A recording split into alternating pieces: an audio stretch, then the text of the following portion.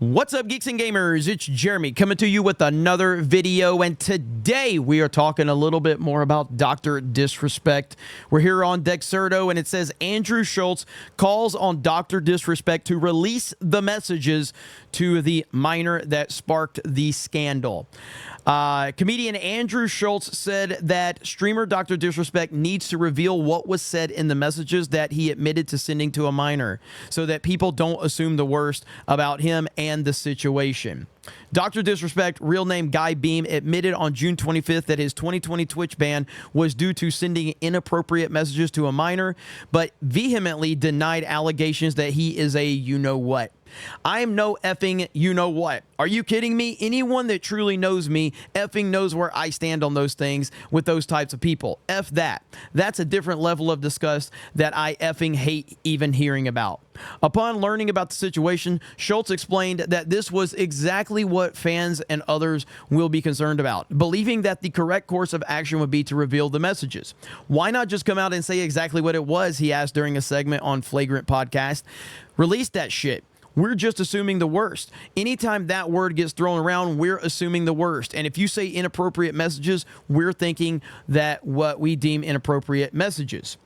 Schulz and his co-host spent some time discussing the situation prior to this, and Schulz himself mocking the doc and taking jabs at the concept of a Twitch streamer, saying that an adult who talks to children all day on stream turned out to maybe be a you-know-what. In the report from Rolling Stone's journalist Rod Slasher, well, I wouldn't refer to Slasher as anything other than a clown, because that's exactly what he is, and I trust nothing that Slasher says.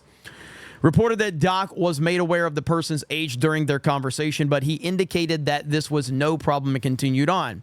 It was even said that the conversation was no less graphic and sexually explicit nature than before. And that's the end of the article right there. And I have to say, like, in terms of, I don't know a lot about Andrew Schulz. I know of him, but I can't say I know a lot about him. But I agree with everything he says in this situation. And I think that that's just the common answer that everybody that's looking at. I know there's massive Dr. Disrespect fans out there that are all in on Champions Club and all of that. And look, I respect that you're a fan of the dude. But as I've said, and I have said consistently, I am judging him on the words he said in his tweet. That's the most damning piece of evidence against Dr. Disrespect right now. It's what he said in the tweet. He admitted to doing the very thing that he was accused of doing. And without giving further context to it, everybody is going to assume the worst, as they should. As they should. If someone is accused of doing the things that he was accused of, and then that person that was accused of it responds confirming that they were doing the thing that they were accused of doing, but then at the same time saying, but I'm not this type of person, but you don't give any context, that's on you. So I don't run with Twitch company narratives. I don't run with anything from Slasher, because Slasher's trash.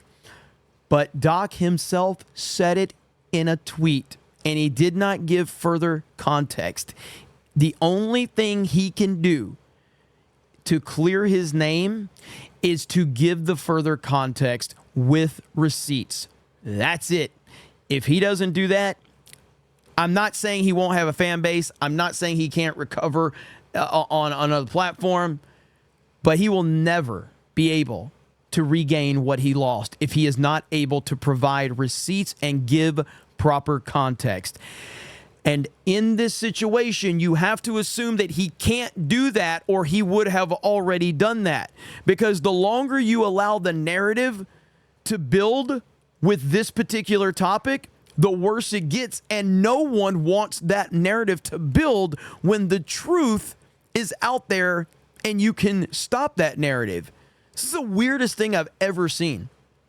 It goes back to when he first got banned from Twitch and how that whole thing played out, and all of the theories that were following. Moist Critical was making videos about all the theories. All these streamers were making videos about it, and everyone was speculating, why did Doc get banned? Why did Doc get banned? Yada, yada, yada.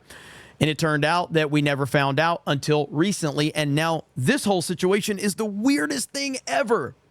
But You guys let me know your thoughts in the comments below. Thank you very much for checking out this video, and we will talk to you later.